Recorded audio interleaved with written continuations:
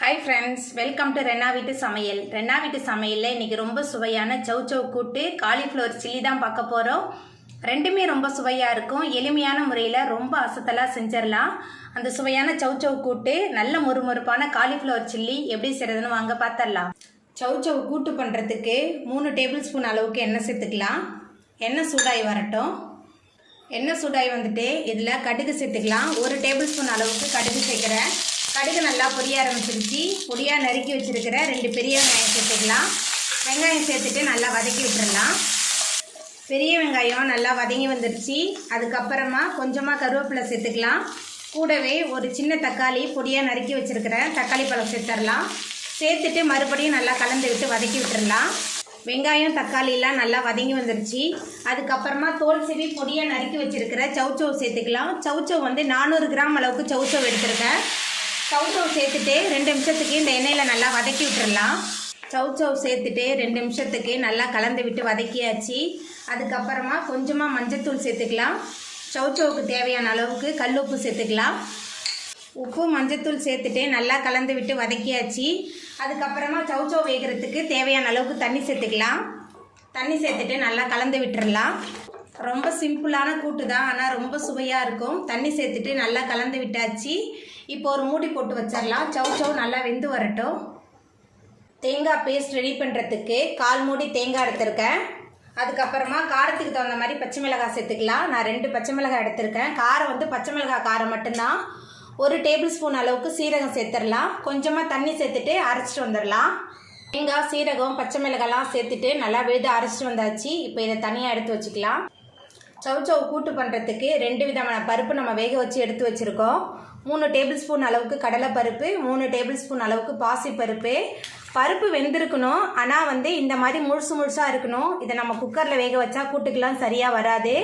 ஒரு கடாயில் நம்ம வேக வச்சோமா நமக்கு கடலைப்பருப்பு பாசிப்பருப்பு ரெண்டுமே இந்த மாதிரி முழுசாக தெரியும். ரொம்ப சுவையாக இருக்கும். கூட்டுக்கெலாம் இந்த மாதிரி தான் செய்யணும். இப்போ இதையும் தனியாக எடுத்து வச்சுக்கலாம். நம்ம வேக வச்சுருந்த சௌ நல்லா வெந்து வந்துருச்சு. அதுக்கப்புறமா இதில் நம்ம வேக வச்சு எடுத்து வச்சுருக்கிற கடலைப்பருப்பு பாசிப்பருப்பு சேர்த்துக்கலாம். கடலைப்பருப்பு 3 டேபிள் ஸ்பூன், பாசிப்பருப்பு 3 டேபிள் ஸ்பூன். கடலைப்பருப்பு பாசிப்பருப்பு சேர்த்துட்டு நல்லா கலந்து விட்டுடலாம். குக்கர்னால் 4 விசில் வச்சு எடுத்துக்கோங்க. கடலைப்பருப்பு பாசிப்பருப்பு சேர்த்துட்டு நல்லா கலந்து விட்டாச்சு. கூட்டுக்கெல்லாம் பருப்பு வந்து குழைவாக வேக வைக்கக்கூடாது. பருப்பு வெந்திருக்கணும், ஆனால் முழுசாக இருக்கணும். அப்போ தான் கூட்டு வந்து நல்ல சுவையாக இருக்கும். கடைசியாக இதில் அரைச்சி வச்சுருக்கிற தேங்காய் சீரகம் பச்சை மிளகாய் விழுது சேர்த்துடலாம். இந்த கூட்டுக்கு அதிக சுவையை கொடுக்க போகிறதே இந்த தேங்காய் பேஸ்ட்டு தான். இப்போ தேங்காய் பச்சை மிளகாய் கலவையை சேர்த்துட்டு நல்லா கலந்து விட்டுறலாம். அரைச்சி வச்சுருந்த தேங்காய் மசாலா சேர்த்துட்டு நல்லா கலந்து விட்டாச்சு. எல்லாமே சேர்ந்து நல்லா கொதிச்சு வரட்டும். தேங்காயெலாம் சேர்த்த பிறகு நம்மளோட சௌ கூட்டு நல்லா கொதிக்க ஆரம்பிச்சிருச்சு. ரொம்ப சுவையான சௌ கூட்டு சூப்பராக ரெடி ஆகிட்டு இப்போ நம்ம அடுப்பு ஆஃப் பண்ணிடலாம். காலிஃப்ளவர் சில்லி பண்ண போகிறோம். அதுக்கு முதல்ல மசாலா பேஸ்ட் ரெடி பண்ணணும். அதுக்கு 1 டேபிள் ஸ்பூன் அளவுக்கு கரம் மசாலா சேர்த்துக்கலாம். இது வீட்டிலே ரெடி பண்ண கரம் மசாலா. தனி மிளகாய்த்தூள் 1 டேபிள் ஸ்பூன். இது காரம் அதிகமாக இருக்கும். குழம்பு மிளகாய்த்தூள் 2 டேபிள் ஸ்பூன். மஞ்சத்தூள் சேர்த்துக்கலாம். கூடவே உப்பு சேர்த்துக்கலாம். அதுக்கப்புறமா 1 டேபிள் ஸ்பூன் அளவுக்கு இஞ்சி பூண்டு விழுது சேர்த்துடலாம். சேர்த்துட்டு முதல்ல எல்லாத்தையும் நல்லா கலந்து வச்சிடலாம். மசாலாலாம் சேர்த்துட்டு நல்லா கலந்து விட்டாச்சு. அதுக்கப்புறமா இதில் மாவு பொருட்கள்லாம் சேர்த்துக்கலாம். 3 டேபிள் ஸ்பூன் அளவுக்கு அரிசி மாவு, 3 டேபிள் ஸ்பூன் அளவுக்கு சோள மாவு சேர்த்துக்கலாம். கூடவே கொஞ்சமாக தண்ணி சேர்த்துக்கலாம். ஒரு கெட்டியான மாவு பதத்துக்கு நல்லா கலந்து வச்சிடலாம். நம்ம சேர்த்த மசாலா மாவு பொருட்கள் எல்லாத்தையும் சேர்த்துட்டு நல்லா கலந்து வச்சிடலாம். மசாலா மாவு பொருட்கள்லாம் சேர்த்துட்டு நல்லா கலந்து வச்சாச்சு. அதுக்கப்புறமா இதில் நம்ம காலிஃப்ளவர் சேர்த்துக்கணும்.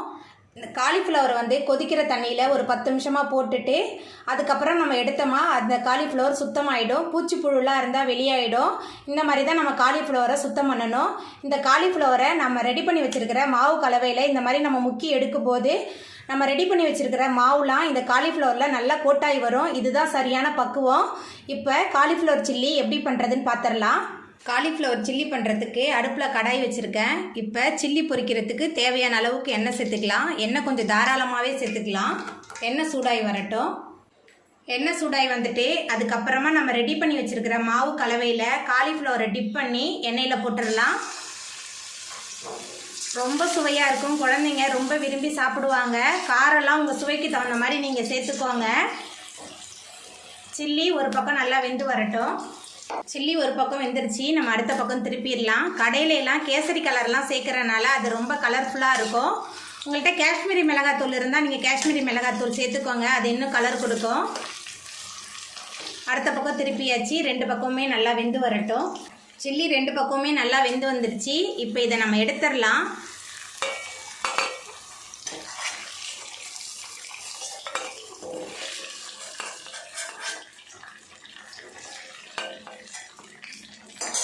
பாருங்கள் எவ்வளோ சூப்பராக சில்லியெல்லாம் பொரிச்சு எடுத்துட்டேன்னு சொல்லிட்டு அடுத்த சட்டி இதே மாதிரி போட்டு நம்ம பொரிச்சு எடுத்துக்கலாம்.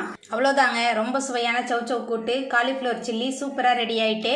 இந்த சுவையான சவ் கூட்டு காலிஃப்ளவர் சில்லியை நீங்களும் உங்கள் வீட்டில் செஞ்சு பாருங்கள். இந்த வீடியோ உங்களுக்கு பிடிச்சிருந்தா லைக் பண்ணுங்கள், ஷேர் பண்ணுங்கள், கமெண்ட் பண்ணுங்கள், சப்ஸ்கிரைப் பண்ணுங்கள்.